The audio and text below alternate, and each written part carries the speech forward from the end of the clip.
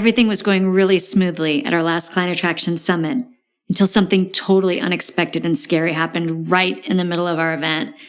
It took everything in us to remain calm and focused, but we emerged with a newfound trust in ourselves, in our team, and in our ability to handle even the scariest of situations. And we got a profound insight about transformational leadership that we want to share with you. We hope you enjoy this special episode of Thrive Academy TV. This clip comes from the recording of an episode of our soon-to-be-launched podcast, Thrive Behind the Scenes.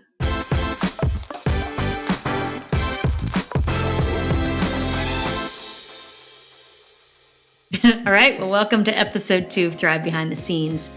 Today, we promised we would talk about a really scary thing that happened at one of our events that was scary for lots of reasons. So, you want to share, Jess? Yeah, so the context is at the Client Attraction Summit. There's about 115 people at the event. It's going really well.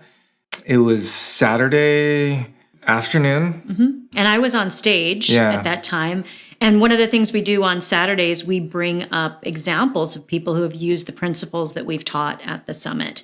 And we have them come and share their story about how things were when they were sitting at the Client Attraction Summit, and then the things they put into practice. And they're members of ours.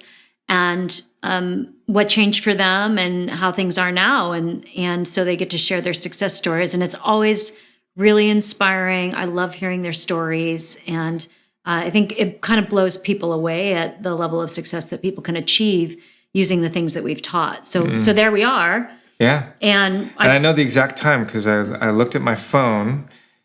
3:55, I get a call from Carol Daly. Yeah. And she's our production supervisor. She's been our production supervisor for about 12 years now. Mm-hmm. And I got instantly nervous because usually Carol texts me throughout the weekend if there's something going on. But usually when she calls, it's usually not good news. And so she called me and she said, immediately, I'm, on the verge of, she said, I'm going to try not to cry, but something just happened at the event. And immediately I was like, oh my gosh, what's going on? And you were there. I was there, yeah. So we had been there, 6 people on stage, and we were sitting on chairs, and our 6th person was just starting. One of the women, the third woman to share, her name is Sarah, and she's extraordinary. She's a spiritual healer, energy worker, mentor, just incredible person. And she told her story about how things were happening for her and just everything was going really well. And she's 7 months pregnant, which I actually didn't find out until she showed up at lunch right before.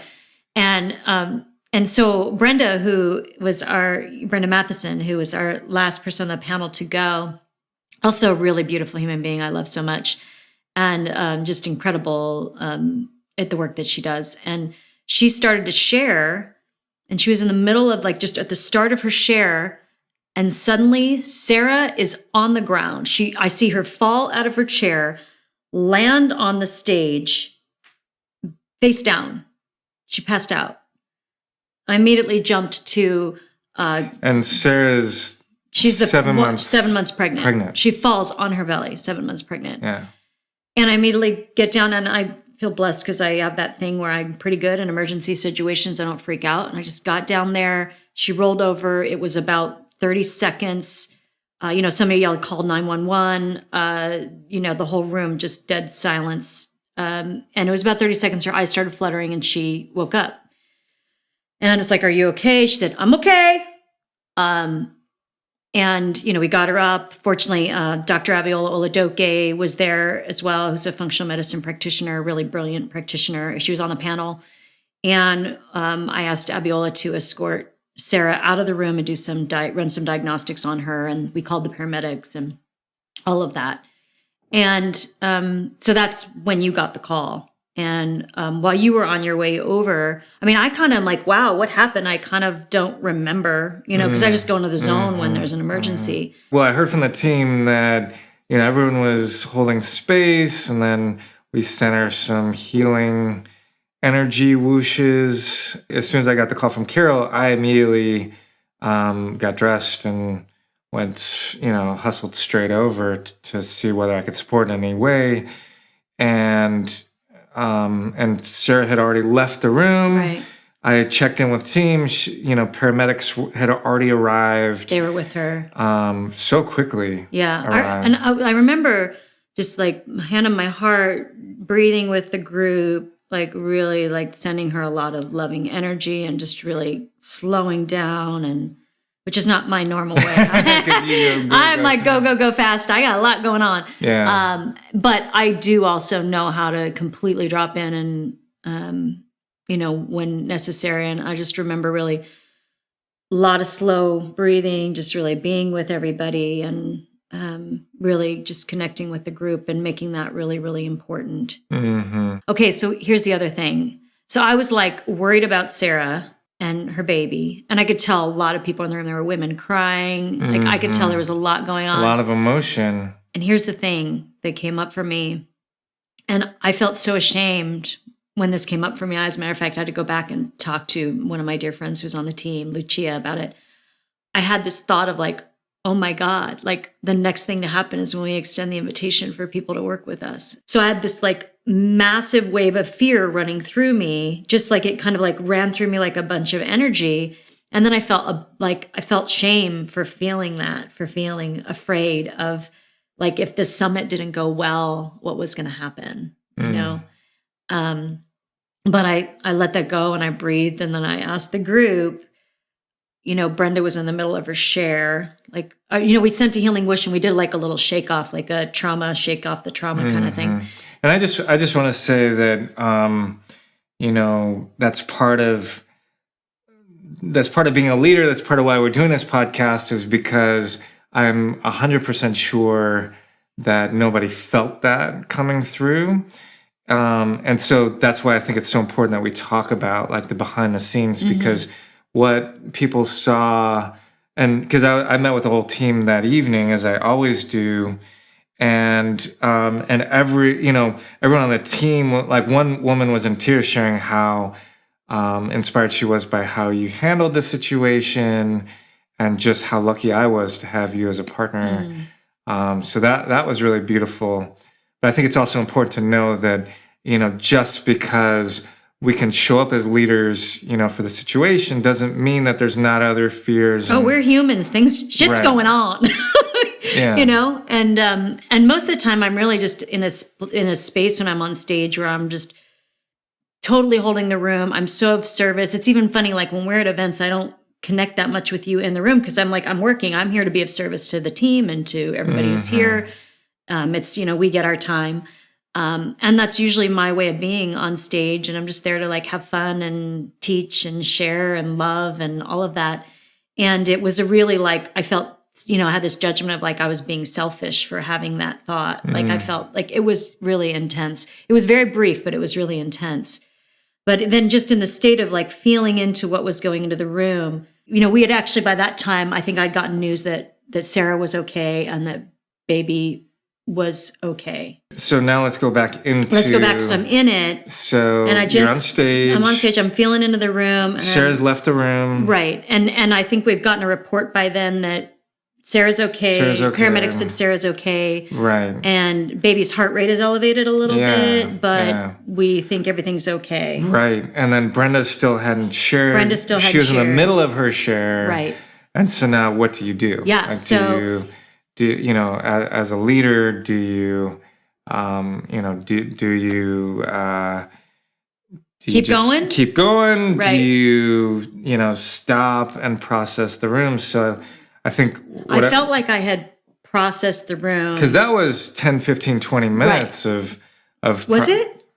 It felt like it was not very long to me. But sometimes when we're in the moment, it doesn't feel that way. So it was a while. It was a while. So I asked the group, right, would you like to hear the rest of Brenda's story? Mm-hmm. And they had a resounding yes. So I was like, okay. So Brenda started sharing. And that's when I came in. That's when you walked in the room. I walked in and Brenda's sharing her, kind of completing the journey of her own, what she had to overcome to have the success, and all the fears and, gremlins and, negative beliefs that came up that were preventing her from having success, and how, she kind of broke through those through going through our programs, and is now having some pretty massive success. Yeah. So that's when you and I got to talk for a moment. Checked in. Yeah. And we're like, okay, so what do we do?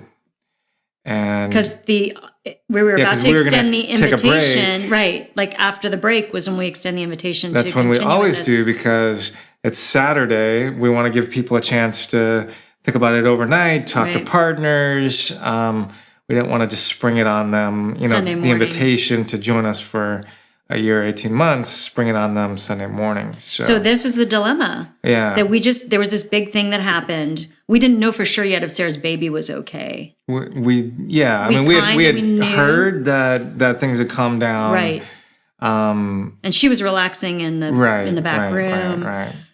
She had friends there. The paramedics had come and gone by that point. Her husband is a first responder sheriff in Monterey County. And so he was on his way. Yeah. So all these things were starting to look good. Brenda's sharing. You and I had a little conference. You invited me on stage after Brenda shared. And then I just shared a few things. I don't even remember. I just felt like I was channeling something. I remember talking about how confusing it might be to be hearing all these stories of success while also dealing with the fragility of life, and how everything could be fine 1 second and the next second, this woman who's pregnant with a baby is, face forward on the stage. And so I just said, that might be a lot to process, gave them some support around, conversations they could have during the break. And we sent them off to break. Yeah, we did. So then we're faced with the decision of, do we invite them to do the next step? And the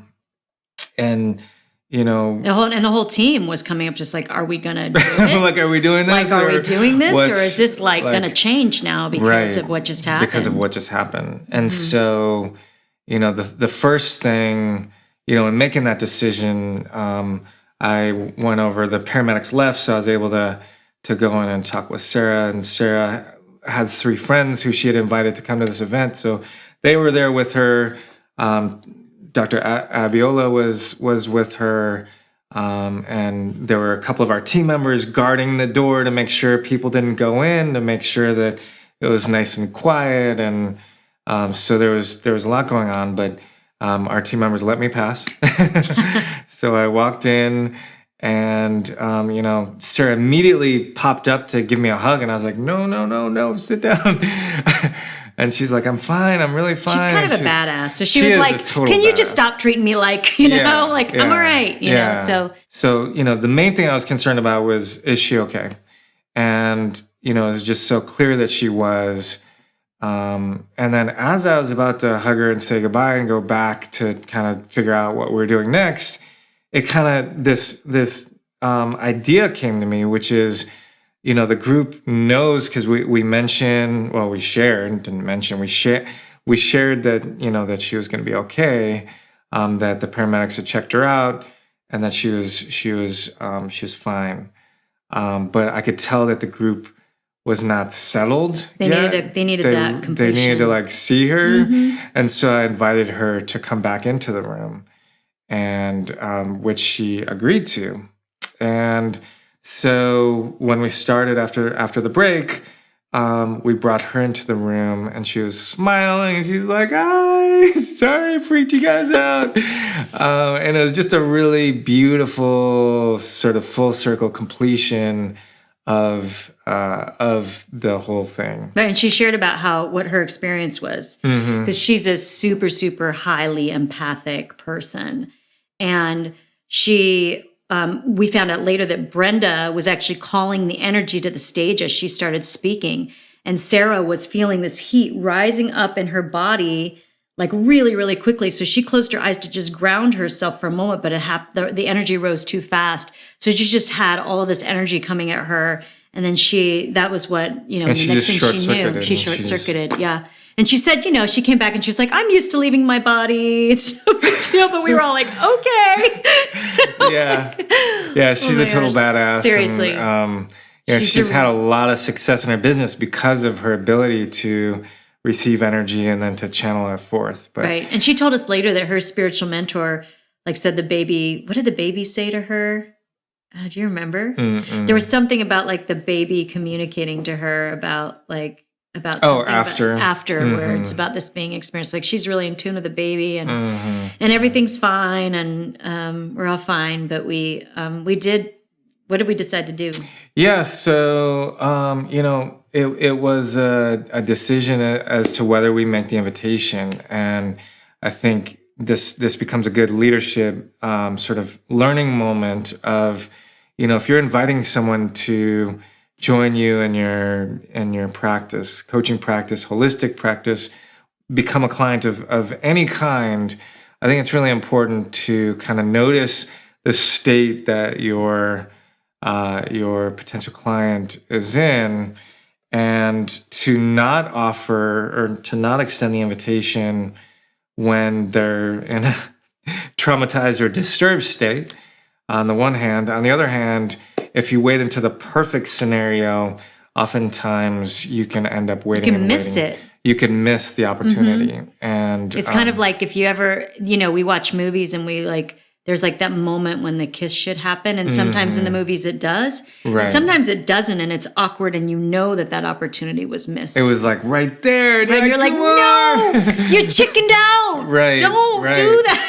And so that was sort of the balance of what we were facing. We didn't want to have to make the invitation the next day, right, because it just doesn't give people enough time to sleep on it. It's not respectful in a lot of ways. We used to do that back in the day, but we're we always have to give them at least a night to think about it.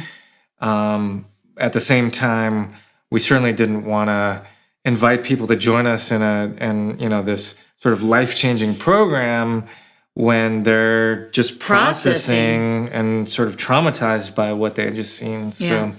So, so basically, I made a pact with myself that I wasn't going to, because I'm the one who makes the invitation, I wasn't going to do it unless I really felt like they could receive it. And so if that meant processing it, what happened with Sarah for 5 minutes or an hour, whatever it took, so that they felt healed and resolved and empowered before I made that invitation. And so I just kind of put it into the hands of the universe of however you want this to go. I'm just not gonna force it, which I've seen some leaders do. And on the other hand, I'm not gonna just be totally wimp out. Right. I was gonna listen to what would serve the group the most.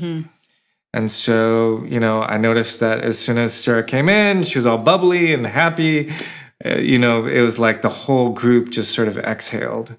And I was like, all right, we could process this more, but it just felt so complete that I basically started the invitation by, just reaffirming just how fragile and precious this life is. And so, we're all going to die, we're all going to get hurt, but the question is, are we going to live? And are we going to have the courage to, pursue our dreams and to not give up on what we came to this planet to do? And if we are, to make sure that we have the support that we need in order to, maximize our potential. And so that's how it kind of led into the invitation. And I think it was received really well. And, the feedback from our team, who talked to so many of the different participants, was that the way that not just you, not just me, but our whole team handled this situation, could have broken trust. But, gratefully, we have such an amazing team that just responded with such beautiful support that I think we're able to, build even more trust as a result of us all going through this really difficult situation together. So I was super grateful that she was, okay, that it wasn't. Yeah, what would we have done if she wasn't okay? Yeah. And that we don't know. We don't know. We have never had a situation like that where something has happened that has completely had to stop the event. Yeah, and we've been fortunate to have thousands of people join our programs from the Client Attraction Summits. These 80, one or 82 summits that we've led. Most of our members, like 99% of them, come in from the summit. We've had some summits that have been mind-blowing in terms of the number of people who have joined us, and others that have felt like complete disasters. And we wanted to tear our hair out and wanted to give up. But the thing that I've learned through all of it is that we've always been okay. Whether sales were amazing or sales were horrible, the universe has always calibrated to support us. And so it was in that knowing that we live in a friendly universe that's for us and never against us, and that the universe wants us to be successful, because when we're successful, more people, get support. And through the coaches and holistic practitioners that we support, that there's healing happening in this healing world. happens, it ripples out.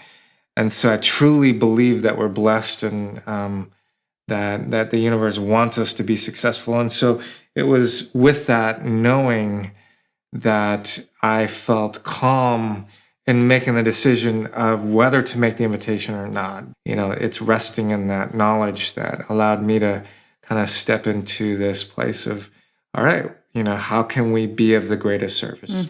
So, yeah, big scary thing that turned out okay. Thing. Yeah. Well, and so thank you. So grateful that Sarah's okay, and also every day, people get hurt, people die. And so, I want to leave everyone here listening with that inquiry of, we're all going to die, we're all going to get hurt, but, are we going to live? Are we going to live with courage? Are we going to take, when the universe is calling us to step up and make an invitation to, to a potential client to join us, or to lead a workshop, or to take a risk? Not everyone takes those risks, but it's the people who are the most successful who do. And it's not just this black and white, red or green, like you always have to take risks. It's not always that. But it's also not this, oh, that person got hurt, or that person looked at me the wrong way, or, so therefore I'm not going to take any risks. It's like listening to, is this the time to take the risk? And if it is, then having the courage to do so. Beautiful. Yeah. Yeah. Well, thanks for sharing that profound insight from that experience. It was a crazy experience. Yeah. And I too am so grateful that everybody's okay and everything went well. And I want to thank you all for listening to today's episode. Yep. This is a good one. Yeah. Yeah. I'm liking this. This is fun. Yeah. Let's do it again. All right. If you like this video, please let us know in the comments below. Subscribe and ring that bell to get notifications about all of our videos. The Client Attraction Summit is coming soon. Claim your full scholarship now at clientattractionsummit.com.